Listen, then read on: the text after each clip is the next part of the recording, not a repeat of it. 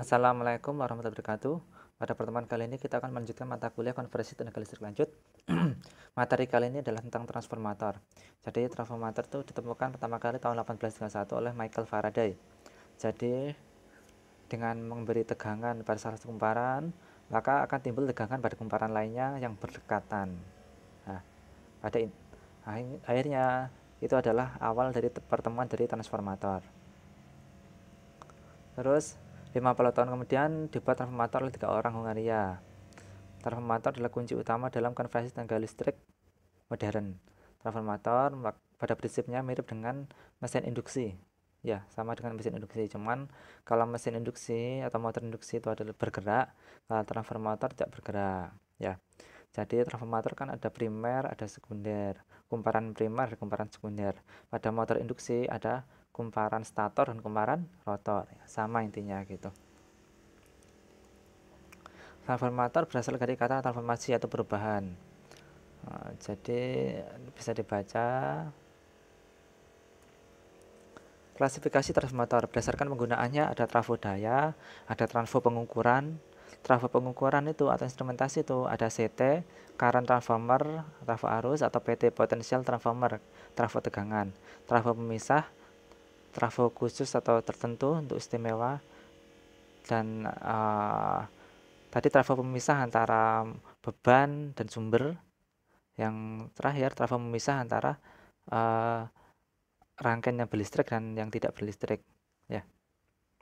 Berdasarkan intinya ada trafo inti dan trafo mantel. Trafo inti itu berarti intinya mengelilingi kumparan. Kalau trafo mantel kumparan mengelilingi inti. Berdasarkan pendinginannya ada pendinginan natural. Natural itu udara yang trafo biasa atau trafonya dicelupkan ke minyak. Nah, natural. Terus ada trafo berpendingin air, ada trafo berpendingin dengan dipaksakan seperti kipas ya. Jadi kalau di sistem tenaga listrik trafo yang besar, udaranya bukan udara alami tapi udara dan minyak. Terus udaranya itu ada kipasnya, dikipasi ya supaya dingin.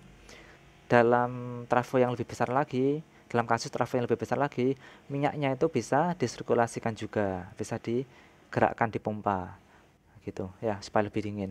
Berdasarkan jumlah fasanya ada fasa tunggal dan fasa banyak.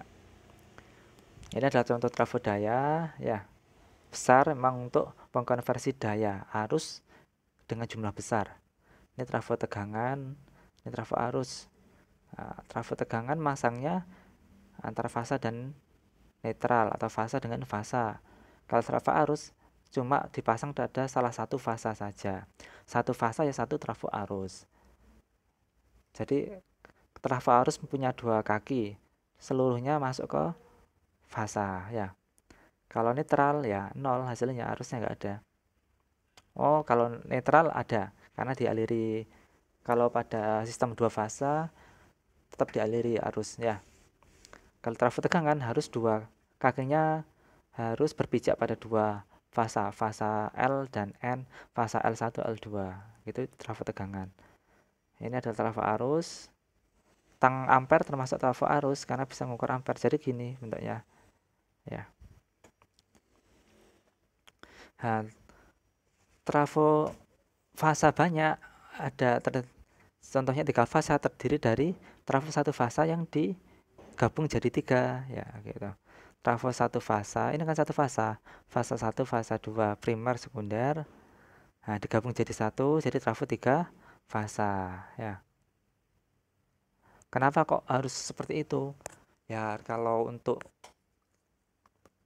trafo yang besar merangkainya lebih mudah. Trafo 1 fasa yang dirangkai menjadi 3 fasa daripada harus membawa trafo ungkul 3 fasa ya gitu. Dalam kasus trafo yang besar, trafo kecil pun juga bisa ya.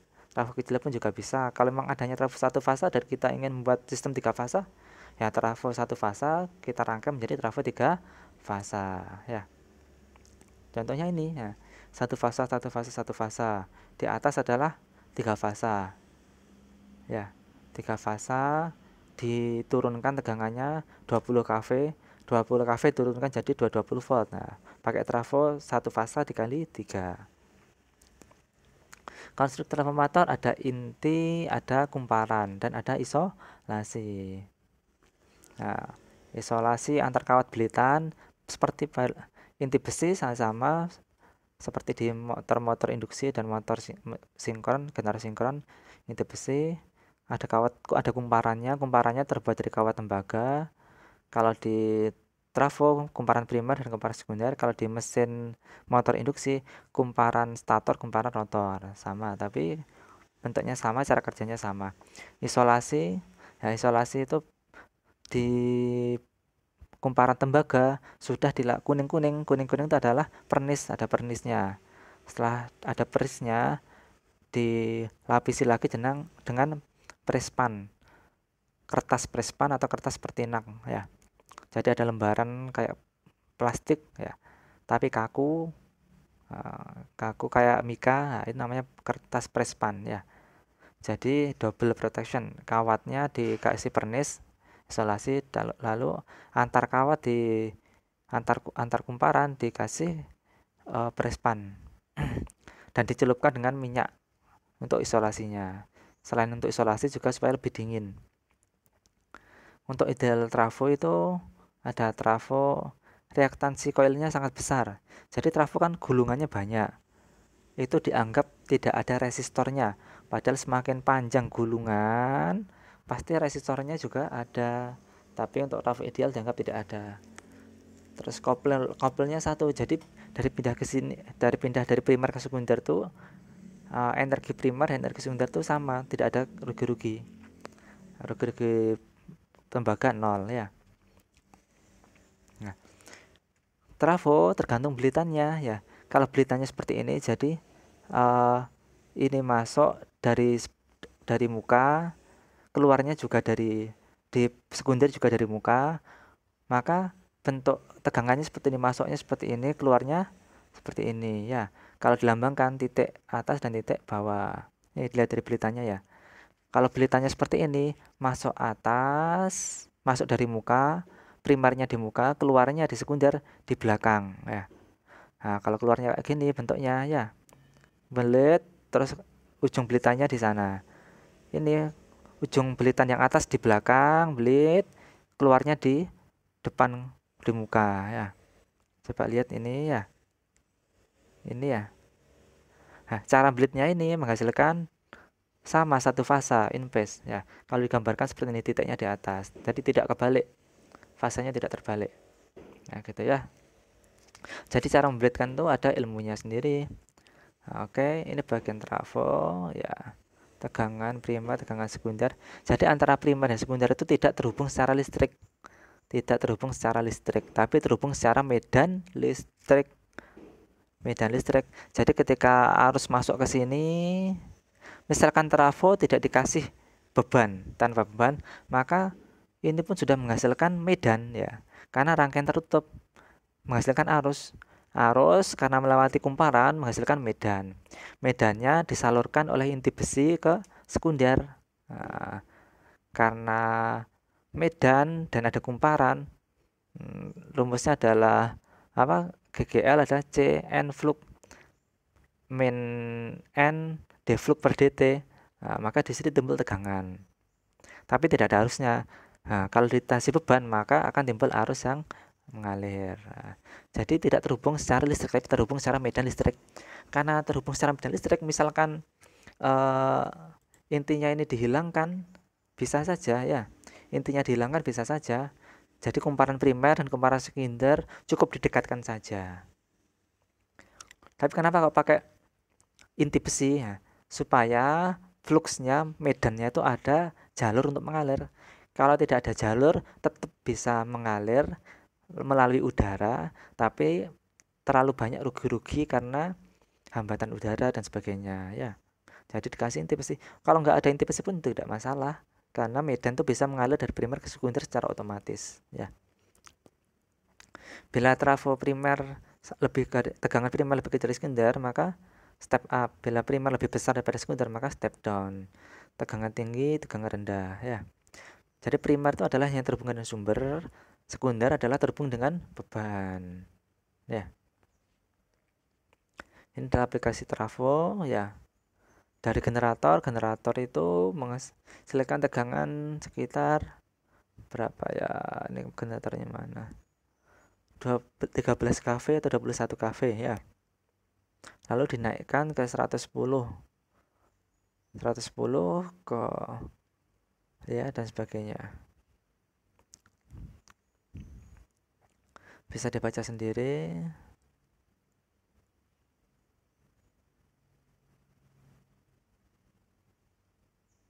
Ya, dengan trafo pemakaian motor AC lebih populer daripada motor DC karena trafo hanya untuk listrik AC. Makanya listrik AC lebih populer daripada listrik DC. Gitu ya. Karena dengan trafo listrik AC lebih mudah disalurkan.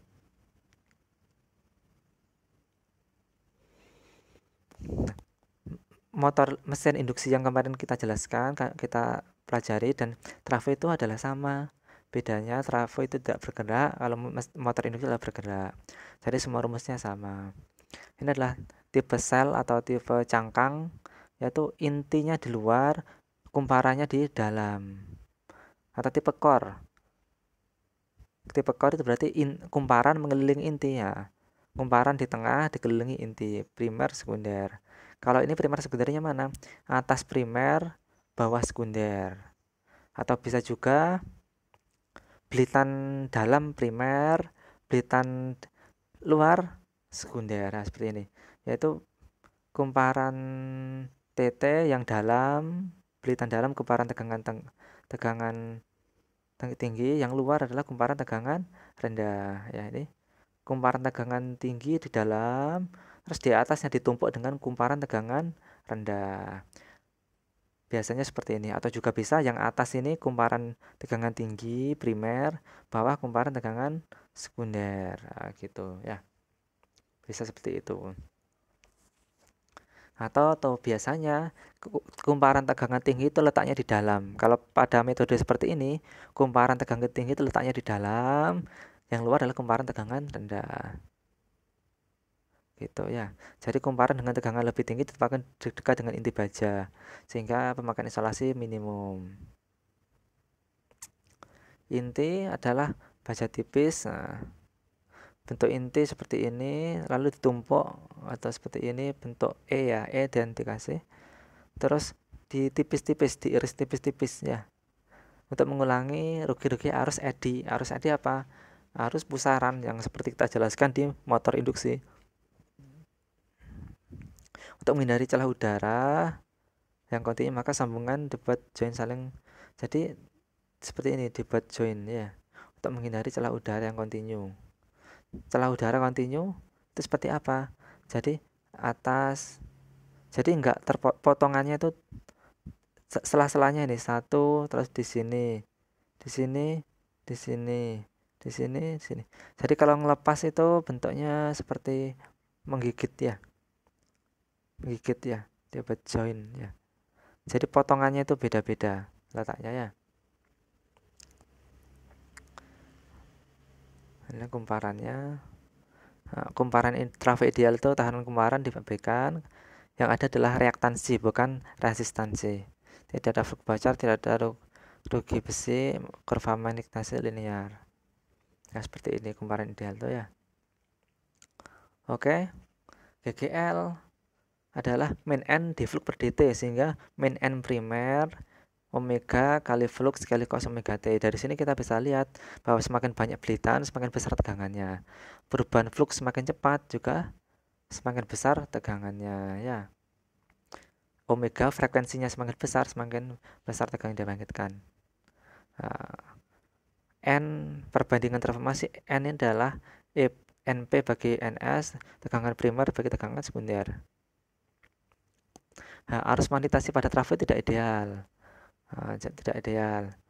Sehingga IM itu arus magnetasi atau arus arus magnetasi, arus histeresis itu dilambangkan dengan deret Fourier. Deret Fourier terus apa? Ya deret yang kita jelaskan di mata kuliah sinyal dan sistem ya. Ada namanya deret Fourier. Jadi IM1, IM3, IM5 ya. Biasanya kalau yang Direct Fourier kan yang ganjil, yang saya ujikan. Yang genap juga ada sebenarnya ya. Jadi bentuknya trafo seperti ini, tidak ideal. Jadi bentuknya melengkung, nggak sinus murni, tapi melengkung seperti ini ya. Jadi ini adalah apa? Harmonisa direct Fourier. Jadi ini tegangan rendah, ini besar, ini lebih besar, jadinya seperti ini ya. Nah, gelombang ini disesuaikan dengan direct Fourier. Kalau yang kita pelajari direct Fouriernya bentuknya kotak, karena lebih mudah untuk penghitungannya. Tapi kalau dalam real ya bentuknya seperti ini. Kalau seperti ini bentuknya ya melengkung kayak gini ya lebih sulit untuk ngitungnya. Harus menggunakan program. Rugi inti ya tadi arus magnetasi itu adalah arus histarisis. Nah, arus histarisis apa ya? Coba ingat kembali mata kuliah motor induksi ya. Nah, selain rugi inti itu selain dari arus histarisis tadi ada namanya rugi arus eddy ya. Rugi arus eddy itu adalah rugi histarisis, rugi inti itu adalah rugi arus eddy dan tambah rugi histarisis ya. Arus eddy itu juga sama, ternyata arus eddy itu adalah terdiri dari harmonisa tadi ya, gitu, tidak linear tadi dari Fourier tadi ya, flux bocor. Oke. Jadi dalam trafo itu lambangnya di bagian primer tuh ada namanya ini rugi arus eddy, ini arus magnetisasi atau arus histarisis ya, ini arus inti gitu ya. Jadi dilambangkan seperti ini. Ini adalah resistor hambatan primer, ini adalah hambatan sekunder dan tegangan sekunder ya. Rating trafo itu ditulis dalam satuan VA, volt ampere. Jadi misalkan 20 kVA 33.300 ke 220. Jadi trafonya trafo step down primernya 3.300, sekundernya 220. Kalau dibalik apakah bisa? Bisa. Jadi primernya 220 naik jadi 3.300. Oke. Bisa dibaca sendiri. Kondisi tersebut bisa dibalik.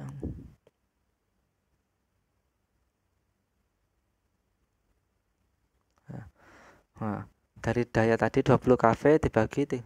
Kenapa kok pakai kV? Karena trafo itu yang dikeluarkan bukan daya power P watt, tapi adalah ada namanya VAR-nya. Selain watt ada VAR-nya. Di mata kuliah AST ya VAR. Jadi VA itu gabungan antara watt sama VAR. Trafo itu generator, trafo itu menghasilkan daya aktif dan daya reaktif. Daya aktif adalah watt, daya reaktif adalah VAR ya. Arus rating 20 kVA bagi 3.000. Berarti primernya 6 ampere, sekundernya maksimal 90 ampere ya. Rangkaian ekivalen trafo seperti ini ya. Jadi hambatan primer, reaktansi primer, ini adalah arus inti, arus inti adalah arus eddy dan arus magnetisasi, arus histarisis. Nah, ini ada perbandingannya. Ini adalah hambatan sekunder, reaktansi sekunder ya. Bisa jadikan satu seperti ini. Ya, ininya dihilangkan. N-nya dihilang. Di sini kan ada perbandingan bilitan. Bilitan primer sama bilitan sekunder berbeda ya. Jadi cara menghilangkannya seperti ini. Sekunder dinyatakan dengan primer. Maka I1H, I2H, REH, JXEH ya. REH adalah RP tambah N kuadrat RS. XEH adalah X primer, reaktansi primer ditambah N kuadrat kali X sekunder. N itu adalah apa tadi N? N adalah NP bagi NS, bandingan tegangan VP bagi VS ya, itu N. Nah, ini juga sama, primer dan yang sekunder, jadi seperti ini JXEL, REL. Kalau H itu high, tegangan tinggi, kalau ini high itu sekunder, kalau low tegangan primer. Rumusnya seperti ini ya. Oke, ini hubungan tegangan tinggi, tegangan rendah. Testing trafo, tes polaritas. Nah, jadi misalkan suatu trafo primer dan sekunder, misalkan primer tegangannya berapa udah diukur dengan AVO, sekunder tegangannya berapa diukur dengan AVO, primer dan sekunder dihubungkan. Kalau tegangannya itu semakin kecil, berarti polaritasnya sama. Atas primer main, atas sekunder juga main. Nah, tapi kalau primer dan sekunder yang atas dihubungkan, tegangannya tambah banyak, maka polaritasnya terbalik. Atas primer main, atas sekundernya adalah plus. Nah, gitu ya. Oke. Tes open circuit dan short circuit. Nah, jadi tes terbuka, open circuit test artinya tidak dikasih beban. Tujuannya apa? Tujuannya mencari arus core. Arus core adalah P core bagi VI. Nah, tes-tes ini seperti tes pada motor induksi yang sebelumnya kita pelajari ya. Short circuit test, nah, open circuit mencari I core, mencari RC, dan mencari XM. Short circuit test mencari short circuit test gimana? Jadi bagian sekunder di shortkan, min sama plus ditempukkan. Nah, untuk mencari apa? Untuk mencari ZE dan RE ya. Efisiensi trafo adalah output bagi input, di mana-mana seperti itu ya. Nah, auto trafo itu apa? Auto trafo itu adalah kumparan trafo yang outputannya bisa berubah-ubah, tapi lebih rendah ya, lebih rendah. Auto trafo kumparannya itu jadi satu, primer dan sekunder dijadikan satu ya. Jadi seperti ini primernya yang banyak, sekundernya yang sedikit, jadi bisa diubah, udah digeser-geser. Semakin banyak belitannya mendekati primer, maka tegangannya sama. Tapi kalau sekundernya digeser-geser sampai kecil, tegangannya rendah. Seperti resistor geser. Nah, tapi resistor kan untuk DC, kalian untuk AC. Dan resistor menimbulkan hurgi-hurgi panas. Ini enggak ya. Karena auto trafo, kalau trafo yang biasa bisa dibalik, tapi kalau auto trafo nggak bisa.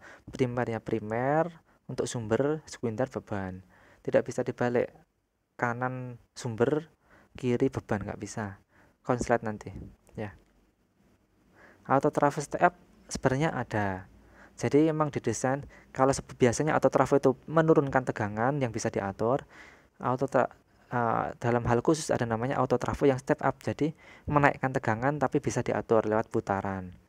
Tapi ya desainnya khusus supaya nggak short ya dalamnya gitu. Nah, trafo biasa bisa diubah jadi auto trafo. Nah, jadi ini primer, ini sekunder. Nah, primer, belitan primer dihubungkan saja seperti ini, klik, nah gitu. Sekundernya dihubung ke, ini langsung dihubungkan ya. Lalu dihubungkan dengan primer dan sekunder, dihubungkan, lalu dihubungkan dengan sumber ya.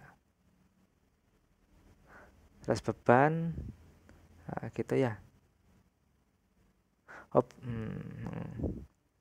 Ya jadi seperti ini hasilnya. Ini dihubungkan, lalu ini dihubungkan saja lah otomatis ya. Terus ini terhubung juga beban, ini dihubungkan, dihubungkan belitannya ya. Belitannya berlanjut, jadi bukan di paralel. Misalkan putarannya seperti ini dihubungkan dengan atas, jadi putarannya semakin banyak, belitannya semakin banyak ya. Ini auto trafo ya, auto trafo 3 fasa. Nah, kerja paralel trafo, jadi trafo satu fasa misalkan ingin di paralel untuk bareng-bareng bekerja bisa. Syaratnya adalah rasio tegangannya harus sama, tegangan primer, tegangan outputnya harus sama, impedansi per unit harus sama, Z-nya harus sama. Di dalam trafo di nameplate-nya tuh ada Z. Reaktansi dan resistansi, perbandingan antara reaktansi dan resistansi harus sama. Jadi X ekuivalen trafo dan resistansi ekuivalen trafo harus sama. Polaritasnya harus sama. Polaritas yang titik-titik tadi loh, titik atas, titik bawah, titik atas sama ya. Bila tidak maka akan ada arus sirkulasi. Trafo 3 fasa terdiri dari trafo 1 fasa bagi 3 ya.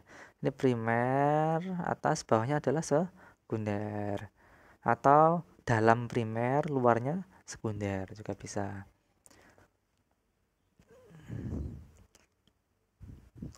Oke, trafo 3 fasa. bisa empat kemungkinan hubungan, yaitu bintang-bintang, bintang delta, delta bintang, dan delta delta. Oke, hubungan bintang-bintang seperti ini, jadi ada netralnya. Kita skip aja. Flux bocor ya tadi kita sudah jelaskan.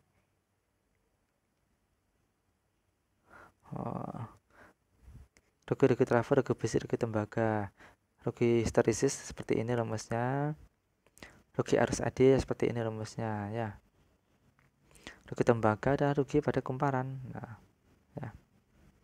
Paralel trafo satu basa itu sama seperti yang tadi saya jelaskan. Syarat-syaratnya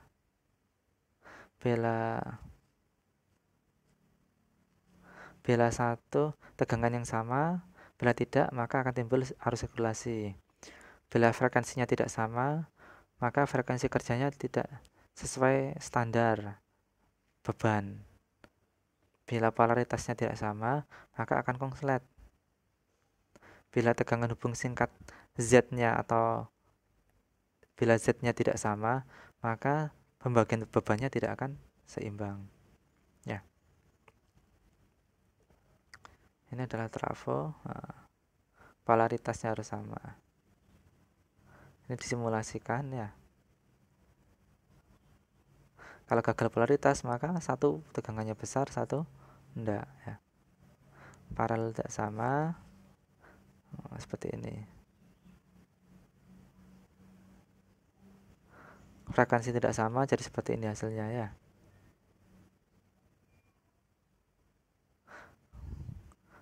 Pembagian arus dalam paralel. Oke. Pemilihan trafo tujuannya adalah seperti ini.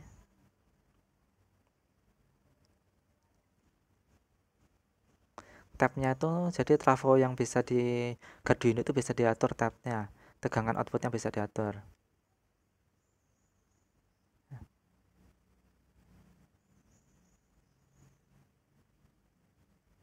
Penyebab gangguan pada trafo.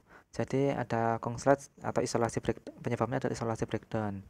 Ya, tetap isolasi, overload, power faktornya terlalu rendah karena beban kurang baik ya, dan sebagainya. Busing pada pernapasan trafo itu kan pakai minyak. Kalau minyak kepanasan maka akan timbul udara, maka ada namanya pernapasan itu ya.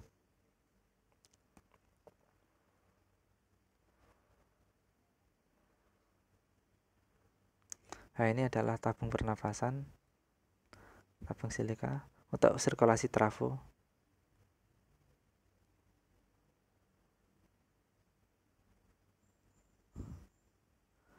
Nah, jadi ada deteksi tekanan, deteksi gas, deteksi level oilnya nanti habis atau enggak, deteksi temperatur ya. Nah, ini monitornya. Nah, ini minyak trafo letaknya di atas, jadi disirkulasikan. Kalau yang bawah atas pindah ke atas, yang atas dingin diturunkan ke bawah, seperti itu ya. Jadi minyaknya bisa dipompa. Ini adalah tabel trafo. Jadi kalau Y itu 90 derajat, B itu biasanya B 130 derajat ya. F 155 derajat, yang sering banyak adalah B dan F 130 atau 155 derajat.